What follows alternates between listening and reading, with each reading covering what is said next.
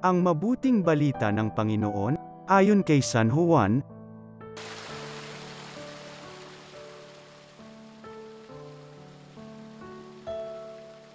Noong panahong iyon, sinabi ni Jesus kay Nicodemo, walang umakyat sa langit kundi ang bumaba mula sa langit, ang Anak ng Tao.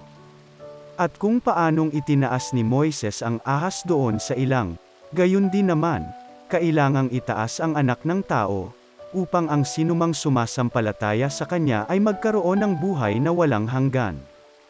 Gayon na lamang ang pag-ibig ng Diyos sa sanlibutan, kaya ibinigay niya ang Kanyang bagtong na anak, upang ang sumampalataya sa Kanya ay hindi mapahamak, kundi magkaroon ng buhay na walang hanggan. Sapagkat sinugo ng Diyos ang Kanyang anak, hindi upang hatyu lang maparusahan ang sanlibutan, kundi upang iligtas ito sa pamamagitan niya. Ang mabuting balita ng Panginoon.